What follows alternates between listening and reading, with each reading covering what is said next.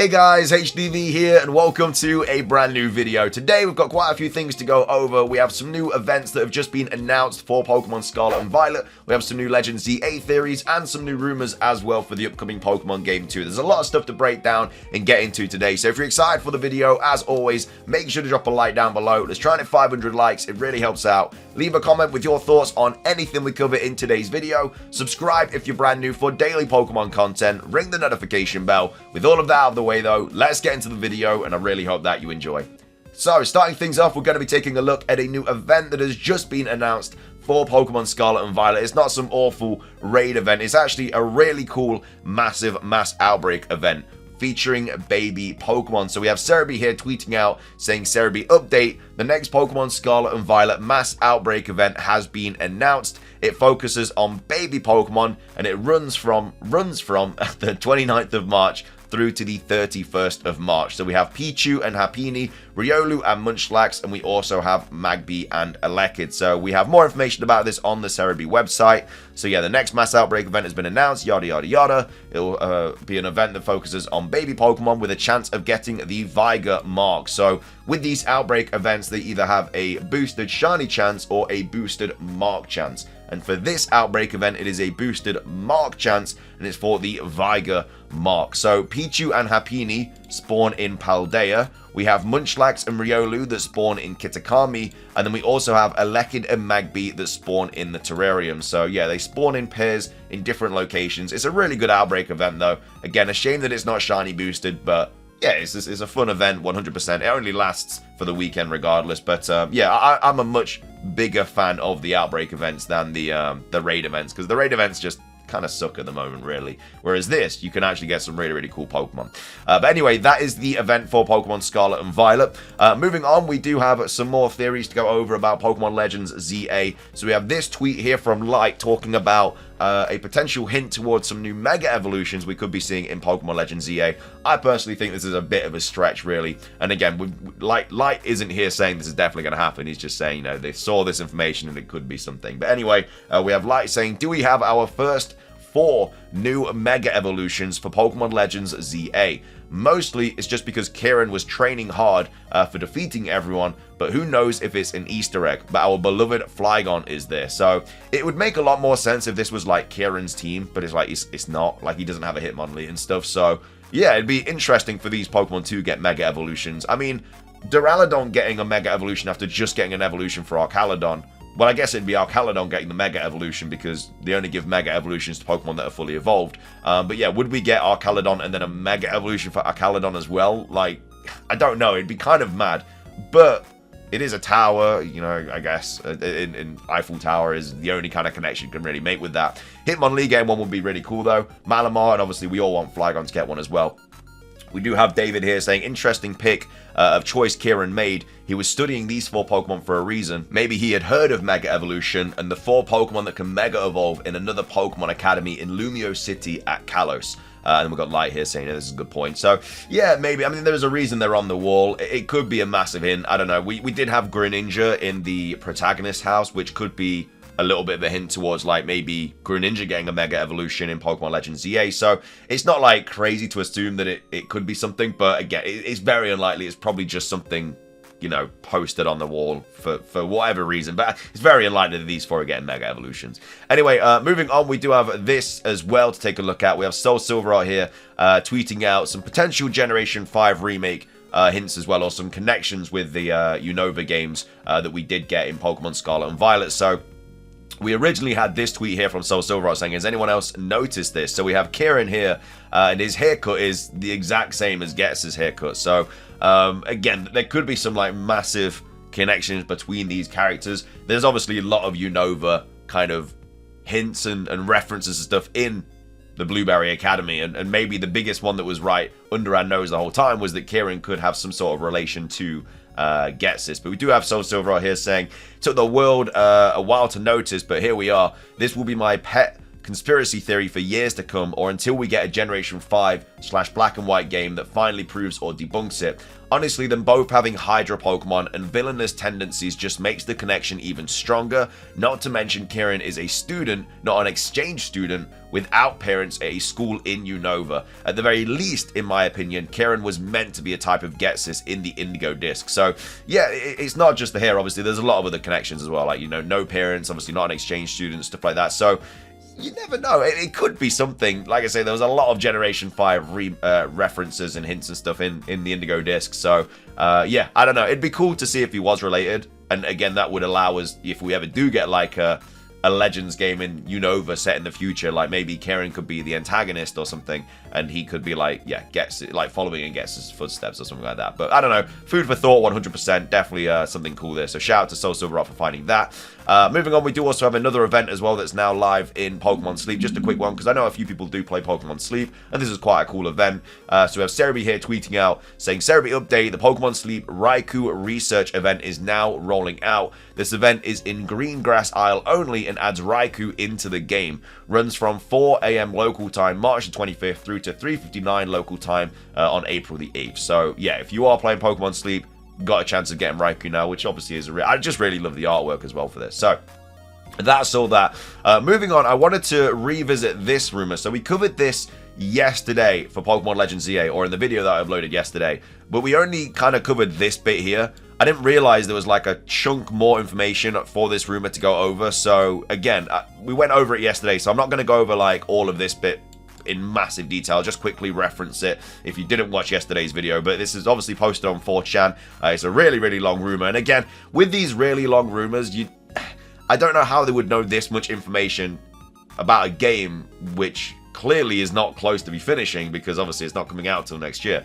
But yeah, as I say, because it is on 4chan, take it with a massive grain of salt, you know, until it is confirmed or debunked. But yeah, like I say, we covered this first part yesterday. So yeah, set roughly 100 years before modern games. Player is a foreigner from Kanto who has been hired by Team Flare to help redesign Lumiose, which is at the time the outdated and decaying. You start within the lowest ranks of Team Flare, helping out with grunt work, and slowly climb your way up the ranks until you get to the Architect role. Pokemon attack you like in Legends Arceus and can even damage buildings. If the loop of Arceus was gather, craft, catch, the loop of Legends ZA is gather, build, catch, as making progress on the city will attract more Pokemon. The battle system is redefined because of ZAs, with stars being replaced by move combos. So obviously Legends ZA had Thunderbolt being the Agile style, and then Legends ZA is Thunderbolt plus Swift or Thunderbolt plus Quick Attack. And then Move will keep the typing of the primary attack, and the damage output priority will increase, decrease depending on the move it's combined with, while retaining the effects of both moves. One of the Kalos starters are given to you by Team Flare to help with your construction duties. All 3 Kalos starters get Mega Evolutions. Mega Chestnut, Grass Steel, Mega Delphox, Fire Ghost, Mega Greninja is Water Poison. You meet Zygarde early on in his dog form. He will be your primary ride Pokemon and companion. And then the cores, which unlock new forms, will be unlocked as the story goes on, with cells being scattered throughout Lumiose and enable Zygarde to learn new moves that are mandatory. So that's what we went over yesterday. But we have a chunk more potential information to go over as well. So Zygarde forms. We're getting more Zygarde forms, apparently, according to this rumor. Again, I don't think the Zygarde's going to get a form. We've already got so many forms of it. You know, the 10% form, 50% form, 100% form, yada, yada, yada. But apparently we're going to get, like, loads of multiple of 10 forms. So, the 10% form, it's a dog. It's now Dragon Normal. Can't ride him. But he follows you around, picks up items, and can attack wild Pokemon without battling, like Let's Go feature from Scarlet and Violet. So, I'm assuming this would be acting like the different ride Pokemon that we got in Pokemon Legends Arceus, where we obviously had like Ursaluna and Weirdeer and Hisuian Braviary, stuff like that. But in this game, we have a Zygarde that has different forms. So, maybe it's not just stuck in one form, and we have like an item that, you know, if this is the case, maybe we have an item that allows it to transform between any of the forms at will. You know, maybe we collect so many cells, and, you know, maybe we want the 30% form, and then for something else we want the 10% form. We can just quickly change it at will. That's the only thing I could think of as to how this would work. But anyway, the 20% form is a lion. It's Dragon Fire, and it's your land ride Pokemon. So yeah, that would obviously be something you get pretty early on, like a ride Pokemon. Like we get Weirdeer as the first ride Pokemon in Legends Arceus. You'd expect the ride Pokemon to be in this pretty early on as well. But I still would expect it to be the first form, really, though, just because the riding is such a useful feature in like the Legends games, because it's just so much like open wilderness that you have to kind of discover. But that was Legends Arceus. I'm assuming there's no open world stuff in Legends EA because it's just a city, unless we're like going into the catacombs and that acts as like a wild area of some sort. Anyway, though, that's the 20% form. We then have a 30% form, which is a Manta Ray, which is Dragon Water. Lets you surf in the canals, dive beneath the surface, and battle underwater Pokemon. I would absolutely love diving to be back in Pokemon. Like, we got it in Gen 3. I really enjoyed it, and they just never brought it back for whatever reason. I don't know why. But yeah, diving was really cool. The music was sick. It was really cool seeing the underwater battles. And yeah, I would love to see diving being back in the Pokemon games. But yeah, apparently the 30% form is going to be a Manta Ray, and it's going to be Dragon Water. We then have a Winged Dragon at 40%, which is a dragon flying type, and it lets you explore the sky as well as reach high up places and battle flying Pokemon. So again, as you can clearly see, the theme is the ride Pokemon that we got in Legends Arceus, but it's the Zygarde forms. It would be a cool way to do it, in my opinion. But again, I don't know if Zygarde's going to be something we find really early on. I just think it's going to be like one of the final battles, personally. And then we have 50%, which is the Snake form. Obviously, retains the Dragon ground typing. Works like the 10%, but lets you dig into the underground catacombs where the climax of the story unfolds. And then we also have the Complete, which is now renamed 100% and is an actual permanent form that is unlocked at the climax. But if it's a permanent form that's unlocked at the climax, that just means you can't do anything else. You know, like, you won't be able to dive underwater anymore if it's permanent in 100% form. So it really doesn't make any sense that it would be permanent. Like, you'd surely just be able to change. I don't know why these are all got like black boxes and stuff, but either way, we have to kind of hover over them to see what it says. But we also have a 101% form, which is a fusion between Zygarde and you. He gains some of the player's characteristics like Ash Greninja and enables you to directly control him for the final battle. Doesn't show up again after this and isn't an actual battle form. It's like a Eternamax Eternatus thing. So it'd be a cool way to like do a final battle if it's like the what's it called? The oh my god, the Synchro Machine, like in Scarlet and Violet. It'd be like that, but you'd actually battle. That'd be really, really cool. It'd be a really cool final battle. The story is about Flair attempting to awaken the ultimate weapon through the redevelopment of Kalos, allowing them to harness infinite energy for Lumiose, and is revealed on the game's climax to wipe out all life outside of Lumiose. That's just so over the top. Why would they want to destroy everything outside of Lumiose? We also have the main villain, which is Sycamore's female ancestor, who is actually not the head of Flair, but rather its main scientist. So yeah, like the head of Team Flare might be like a good person. It could just be an evil scientist that is kind of like developing all this stuff. She is a perfectionist that dreams of making Lumiose as a utopia and believes that this is the necessary for all outsider filth to be purged. So yeah, just kind of like some really weird complex going on with this scientist. A big part of the game will be its side quests, and lots of the story will be told through them. So yeah, obviously side quests were a really cool feature in Legends Arceus. I expect a lot of side quests in this game. There's going to be a lot of NPCs because we're stuck in a city, so you'd like to think that they're all just going to give like loads of side quests out, really. The game will delve into more mature themes than earlier entries, with lots of characters having tragic backstories, and one side quest implying a girl was traumatized by sexual assault. Okay, so that's just not going to be in a Pokemon game. Like, there's no reason for that to be in a Pokemon game. That will never be in a Pokemon game. That's just a really stupid thing to say from this person. No idea why they would even put that in. That's just absolutely pathetic.